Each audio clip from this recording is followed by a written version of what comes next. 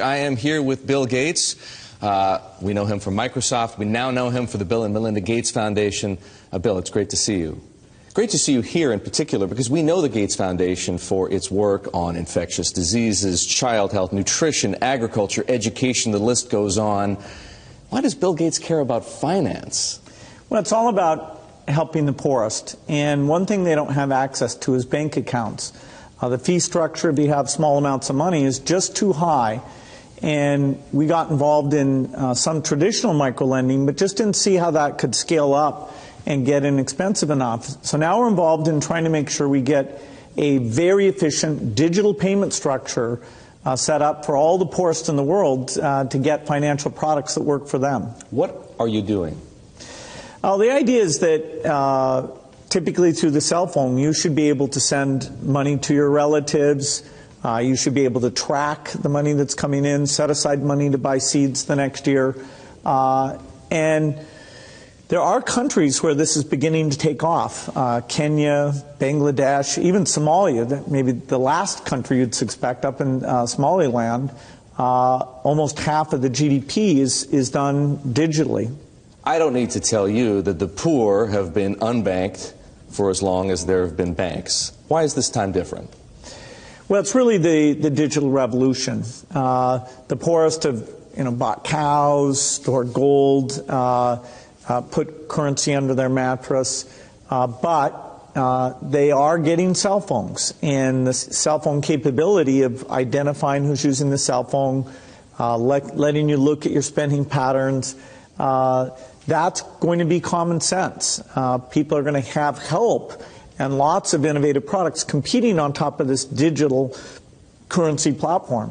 So if technology, mobile phones for example, digital money, helps to increase access to financial services at the same time as it lowers the cost of delivery, why is philanthropy needed? Philanthropy should just be here to bootstrap this. There are a lot of regulations in this area, and understanding how those regulations can make the cost of remittances, where you're sending money back to your family in your country of origin, how right now that has about a 5% overhead on it. We think we have a role to make sure that, particularly for the smaller transactions, the regulations don't impose those very high costs. Once this gets going, then we'll step up to the applications and say, okay, how does a savings application help the mother make sure money's focused on the kids? How does it help them stay in school, set money aside for the uniform or for good future planning? Some of what you just described, the need to move money from place to place, the cost of doing so, the overhead, as you put it, makes me think, believe it or not, of Bitcoin, because some people have said, hey, Bitcoin is the answer to those problems. Are you a believer? Well, Bitcoin is exciting because it shows how cheap it can be. Bitcoin is better than currency in that you don't have to be physically in the same place. And, of course, for large transactions, currency can get pretty inconvenient. The customers we're talking about aren't trying to be anonymous. They're willing to be known. So the Bitcoin technology is key, and you could add to it or you could build a similar technology where there's enough attribution that people feel comfortable. This has nothing to do with terrorism or any type of money laundering. What kinds of people or private enterprises right now are helping to solve the same problems you're interested in? Well, in some countries, the mobile companies have been fantastic. In a few other companies, it's been the banks. In some countries, it's a startup company that's neither a bank nor a mobile company.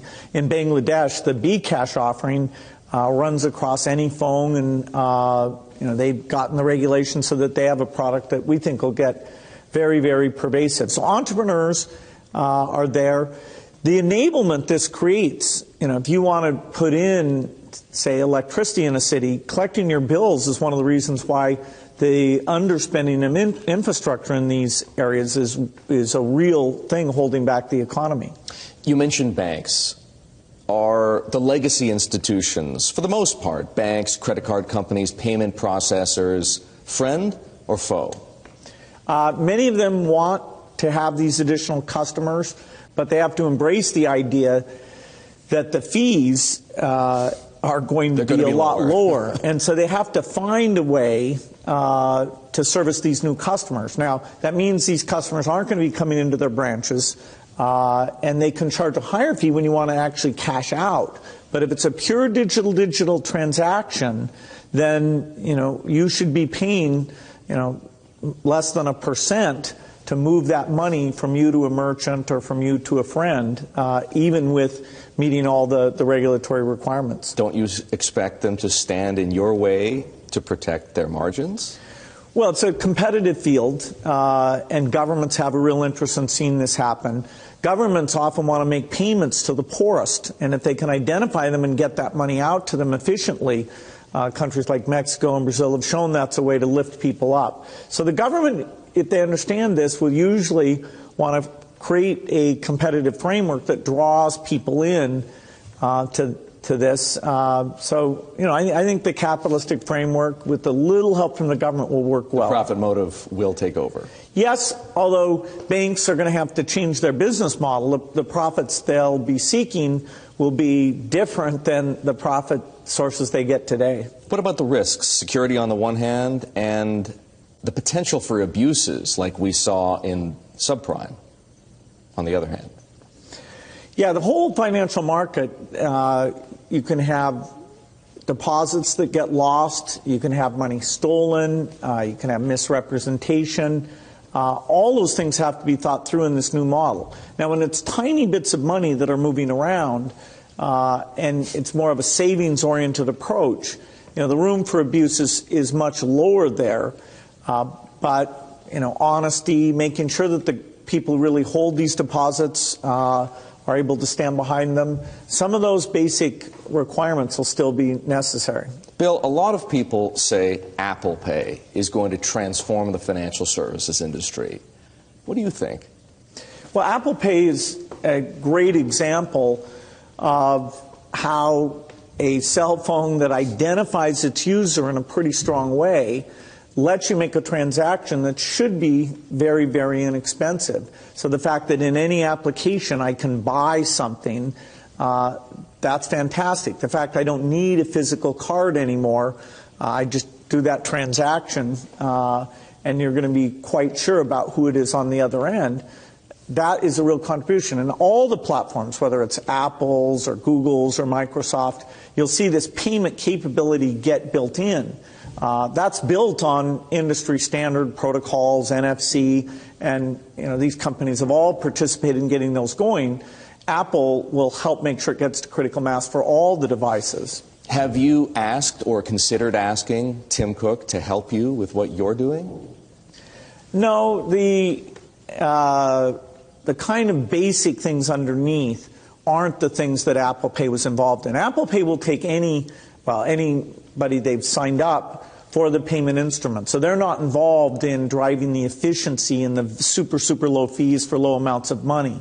Now, of course, when we get these things, as they branch out in other countries, having interoperability for people who happen to buy their devices will be worth doing. Here's a question for you. You were talking about wallet PCs and digital money 20 years ago in your book, The Road Ahead. How come Microsoft hasn't entered this market already? Well, Microsoft has a lot of the banks using their technology to do this type of thing. And the mobile devices, the idea that a payment capability and storing the card in a nice secret way, that's going to be there on all the different platforms. So the vision, we've got Microsoft had a really good vision in this. My time on this area is all foundation focused. But you're advising Satya Nadella, the new CEO, on technology and strategy. Should Microsoft be a player in this business the way that Apple has become a player now, and Google has its own digital wallet product, and PayPal is being spun off from eBay? It's certainly Microsoft should do as well or better, but of all the things Microsoft needs to do in terms of making people more productive in their work, helping them communicate in new ways, it's a long list of opportunities Microsoft has to innovate. and taking office and making it dramatically better would be really high on the list there. That's the kind of thing I'm trying to help make sure they move fast on. Is Satya Nadella moving fast enough? I'm very happy with what he's doing. I see a new sense of energy. There's a lot of opportunity there. Some things the company isn't the leader on, and he sees that he needs to change that. You've been outspoken on Ebola. You've donated $50 million to the fight against Ebola. And you've been more optimistic about the chances of containing and controlling the outbreak in West Africa. But we last heard from you on that subject before the patient was diagnosed in Dallas. What do you think now? Well, I think that reminds people we do have an ongoing tragedy, and it's really awful. There's 22 million people in those 3 countries, and we need to get this under control, because not only are people dying of Ebola there, the health systems are shut down. So all the other diseases, measles, malaria, there's even more deaths taking place there. At the same time as we get it shut down in those 3 countries, we need to make sure it doesn't spread to other countries. Now, the richer a country is, if you have a good primary health care system, you should be able to handle that. So the fact that this Dallas patient was identified, the contacts are being traced, I feel confident the CDC is very much on top of that. I wish every country had a health system like that. There are parts of Africa that don't, so we're helping them build up the capacity that if a few people happen to come in with the disease, they'd be able to get on top of it. We helped Nigeria, and there was a case that went up there. Unfortunately, now all the contacts have been traced, and right now there's no Ebola in Nigeria. So the U.S. government's really stepping up on this, and I think that is going to let the world get on top of it. But we should have had better primary health care systems, and that's a long-term task. This reminds us to keep investing in. That's a very hopeful perspective, Bill. What if people don't see it your way? What if panic takes over? Well, I would say that if the U.S. government didn't have CDC, they didn't have the Department of Defense, they weren't working with other countries to get volunteers to come in, then the treatment capacity would not get to the point where, as people get sick, they're able to come in and be treated and not infect other people. So without this U.S. leadership on this, you could see large numbers of people, not just in these countries, but a lot of spread. So this is a very big challenge we've been faced with. I think our tools and response, our generosity is going to be up to the challenge, even though the death toll will be quite significant. I'm just impressed that the U.S. really, despite all the other world leadership things they're doing, really put this to the top of the list, and even got the Army and their top people involved. And our foundation is partnering with them to help in any way we can. Bill, so much of the work that you do is in the developing world. It makes me wonder, what do you think of this country's prospects? Well, the United States is an amazing country with great opportunities, and I get to see all the innovation that's taking place here. The issue my wife and I decided to focus our U.S. philanthropy on is education. Sure. Whether it's the economic strength of the country or the commitment to social justice, that every kid will have an opportunity to have great success. The fact that our education system is so weak, particularly in the inner cities, means that we're not exercising our full potential. So that's been a huge effort for us. It's another place where technology could come in, but we got to get the policies right. We've got to be willing to change things, help teachers learn from other teachers. It's a critical issue. Do you see signs of improvement yet? I see points of improvement. So the overall aggregate numbers of how good American students are at math or graduating from high school or college, those have not improved a lot in the last 10 years we've been in this. But if you go visit a charter school, you can see that the right practices are doing a great job even for inner city kids. If you go see the latest in technology, I was in New York City a few days ago seeing personalized math learning called School of One. That really has a lot of promise. So I'm optimistic about the next 10 years, but no, the reform movement has not yet made a dramatic improvement in our education, while other countries are doing a far better job. Bill, for all the work that you and your wife Melinda do in this country, in education, for example, or overseas, financial services for the poor, as I mentioned before, nutrition, agriculture, child health, you've said, in fact, you said it just a couple of days ago, that you can't spend your money fast enough. What do you do about that problem? Well, I don't think I say I'm worried about the rate of spending. We've picked important problems, and we are lucky that we can help provide resources to the very best scientists working on malaria, the very best people going out in the field and working to finish polio eradication. Despite all these challenges that Nigeria has with an election coming up and Boko Haram, even the Ebola that was solved there, we think in the next year we'll get the number of polio cases down to 0. And that would be the last country in Africa that we've never eliminated polio in. So we're moving fast to reduce childhood deaths, improve malnutrition, and a lot of that's funding science, a lot of it's funding heroes who go out and actually deliver to those in need. I have one last question for you. Will we see you courtside at the Staples Center cheering on the Clippers with Steve?